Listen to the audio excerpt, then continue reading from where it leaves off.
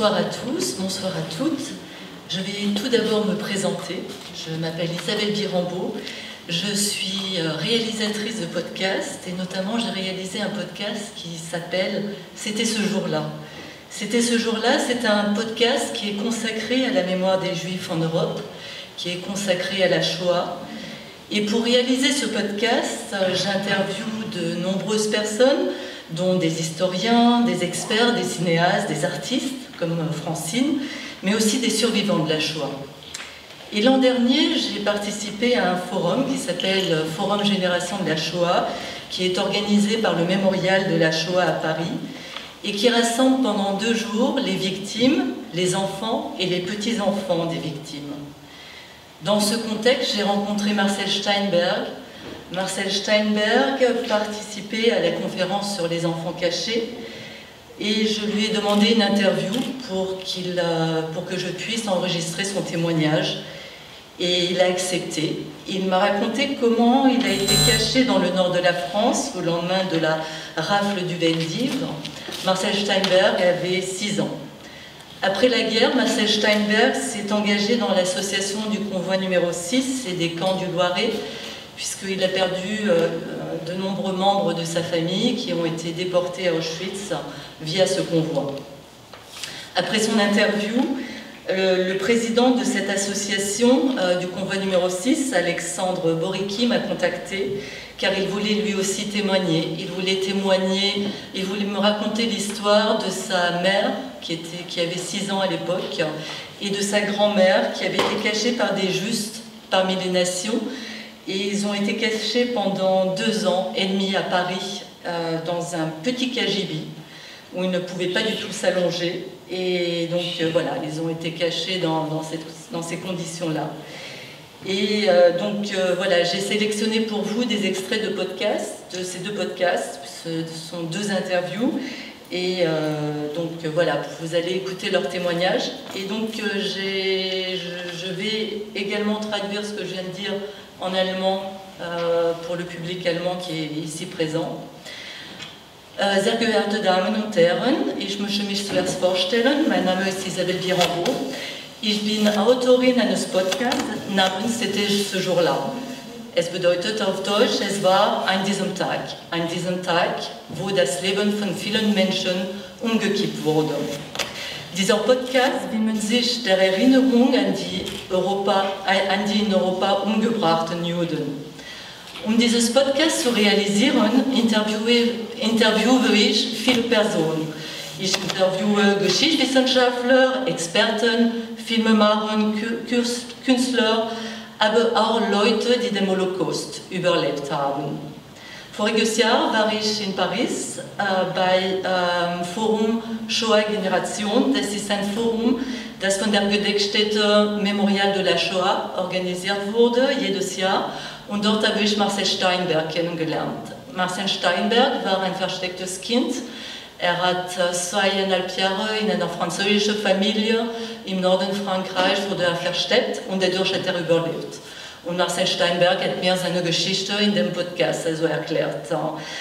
Er war damals 6 Jahre alt und nach dem Krieg hat sich Marcel Steinberg in dem Verein Transport Nummer 6 und Lager der Loire-Region engagiert.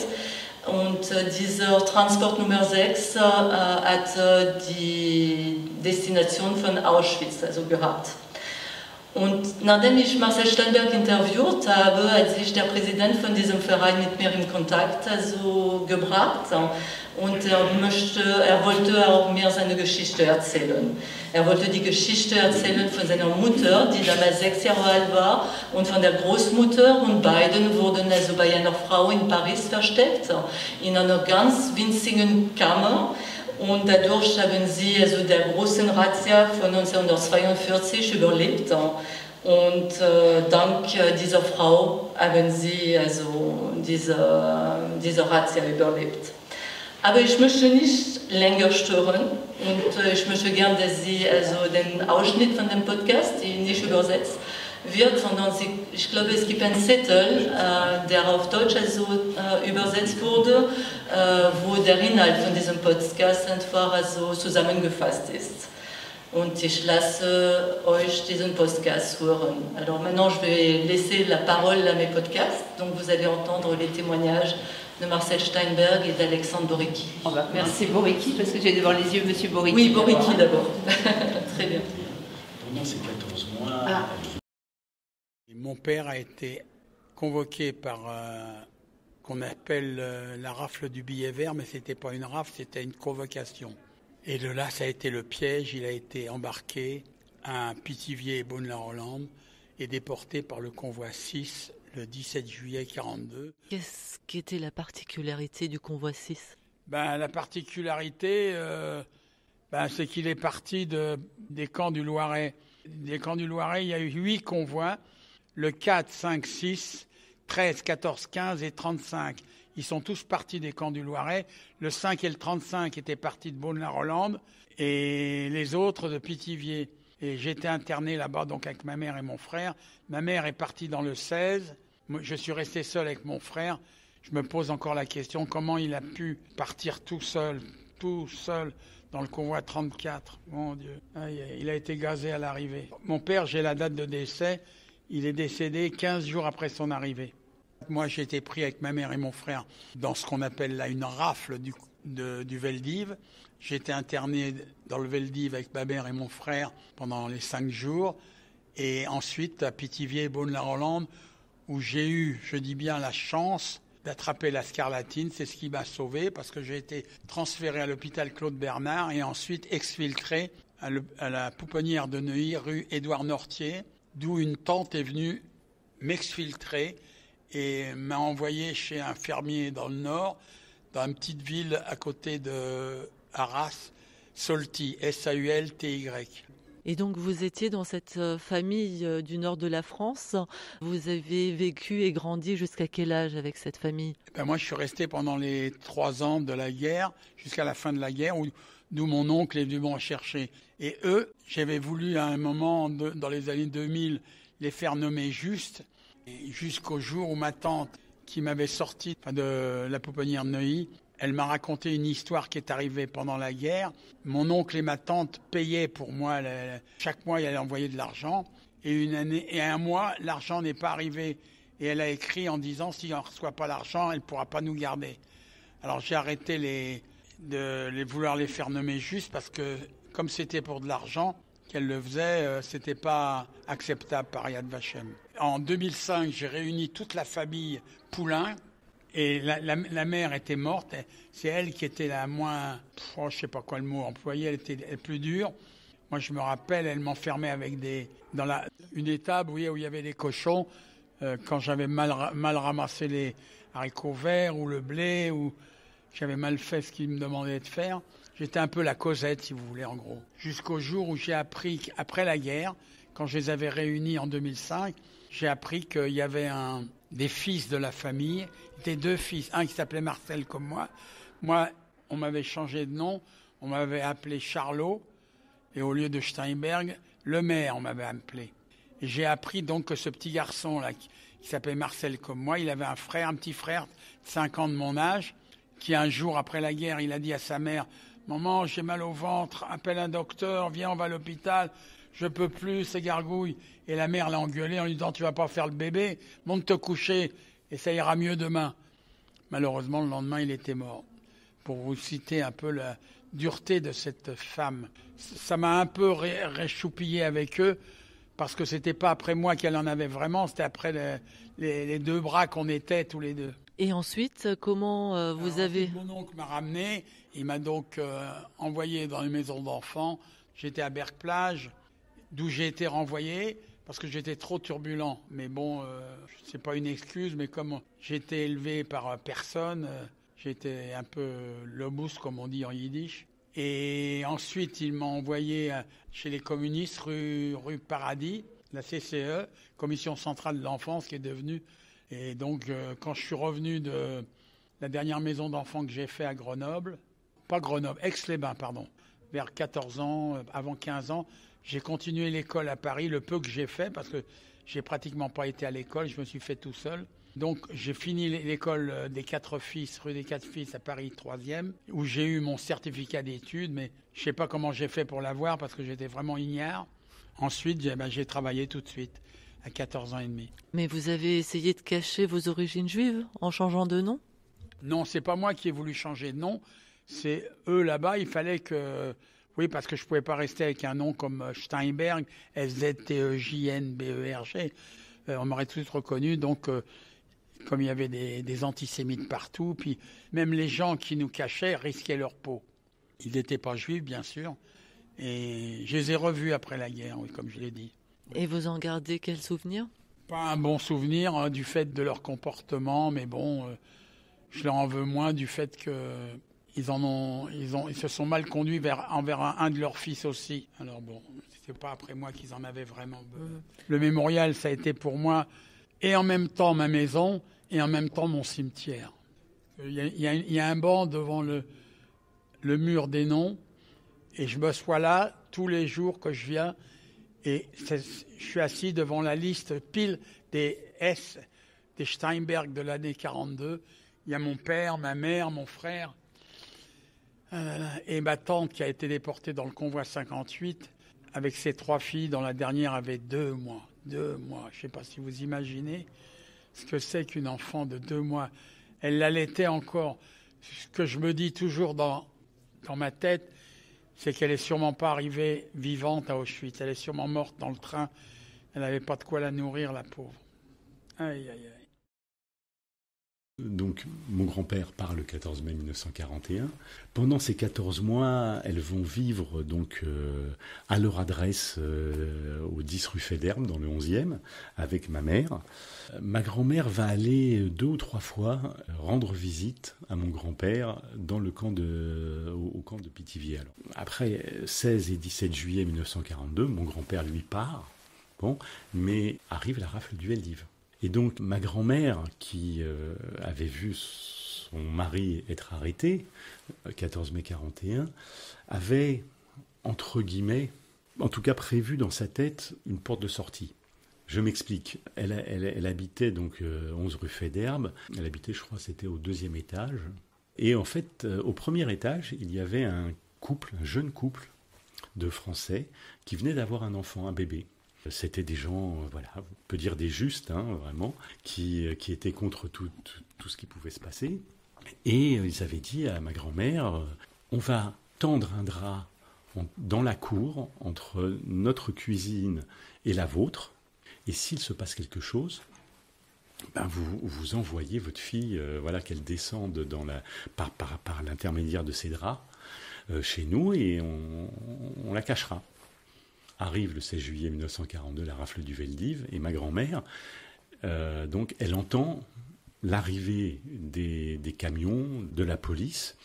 Donc, elle décide tout de suite. Elle avait préparé déjà, elle avait mis un baluchon avec des petites affaires, avec des bijoux, un peu d'argent qui étaient préparés. Et elle dit à ma mère, tu descends tout de suite. Elle ouvre la fenêtre et elle dit, tu descends chez les voisins. Et elle prend le baluchon avec... je crois la seule chose qu'elle a emportée, mis à part toutes ces petites affaires, des choses monnayables en fait, elle a pris 2 bougeoirs pour le Shabbat que lui avait offert en Pologne son père pour son mariage. Et elle prend ça, un peu, vous savez, comme l'histoire des Misérables, c'est un peu ça. Et elle décide, j'allais dire parce qu'au départ c'était que ma mère qui avait 6 ans à l'époque, puisqu'elle est née le 16 juillet 1936. Donc 16 juillet 1942, pour ses 6 ans, c'est la rafle du Veldiv. Donc ma mère descend donc à 6 ans par ses draps et elle frappe à la fenêtre des voisins qui ouvrent immédiatement et qui la prennent. Et ma grand-mère, elle décide de faire la même chose. Elle prend son baluchon avec les bougeoirs et elle descend par le drap. Et elle dit, écoutez, accueillez-moi, je ne veux pas me faire arrêter. Et ses voisins acceptent. Ils passent la nuit cachés chez ses voisins. Le mari, il dit, écoutez, on ne peut pas vous garder, on peut vous garder de nuit, mais on ne peut pas vous garder. Est-ce que vous avez de la famille quelque part qui pourrait vous héberger? Et là, ma grand-mère dit, oui, j'ai des cousins qui habitent à Livry-Gargan, à côté de Paris. Alors, il dit, écoutez, on va téléphoner, voir comment ça se passe. Et elle téléphone, et ils lui disent, oui, non, c'est calme, à Livry-Gargan, il n'y a pas de problème, vous pouvez venir. Et donc, cet homme décide, donc le 17 juillet au matin, d'accompagner ma mère et ma grand-mère. Mais c'est la rafle du Veldiv, encore. Et donc, qu'est-ce qu'il fait ? Il s'habille comme beaucoup d'hommes s'habillaient à cette époque-là. Il avait un imperméable en cuir avec le borsalino, comme portaient les inspecteurs et les miliciens à l'époque. Et il s'habille comme ça, et il dit à ma grand-mère, voilà, vous prenez votre fille par la main, et moi, je vais vous prendre sous le bras, comme s'il les avait arrêtés. Et ils descendent, comme ça, dans la rue, alors qu'il y a tous les policiers, tout ça, qui continuent à rafler tout le monde. Et il les prend sous le bras comme c'était un inspecteur qui les avait arrêtés. Et il passe, très sûr, comme ça, de lui. Et à tel point que des voisins de la maison à côté qui ne connaissaient pas donc ces fameux voisins, là, donc ce monsieur, voient passer ma mère et ma grand-mère, et ils font le signe de croix parce qu'ils sont persuadés qu'ils ont été arrêtés. Et donc cet homme va les emmener donc jusqu'à la place de la Nation, comme ça, de cette manière-là, en les tenant très fermement, comme ça, comme si c'était donc l'inspecteur qui avait arrêté des gens, et va prendre le métro à Nation et va les emmener jusqu'à la porte de Pantin. Et là, il dit, écoutez, je ne peux pas aller plus loin, il y a un bus qui va à Livry-Gargan, prenez-le, je ne peux pas aller plus loin, je suis désolé. Et il est reparti, donc chez lui, et ma grand-mère, avec ma mère, sont partis à Livry-Gargan. Ils ont été chez ses cousins, ils ont été relativement calmes pendant quelques semaines, ça a été calme, et puis à Livry-Gargan aussi, il y a eu des arrestations. Et ses cousins, alors là aussi, coup du sort, coup de chance, on va dire, hein, parce que c'est toujours comme ça que ça s'est passé pendant toute cette guerre sur tous les gens qui ont pu être rescapés et échappés. Hein, ça a été des coups de chance, coup du destin, être au bon endroit au bon moment. Ma grand-mère était partie acheter du pain avec donc ma mère, et elle voit de loin une camionnette qui s'arrête au niveau de là où habitaient donc ses cousins. Et ma grand-mère se retrouve avec sa fille de 6 ans, comme ça, dans les rues, à déambuler de Livry-Gargan.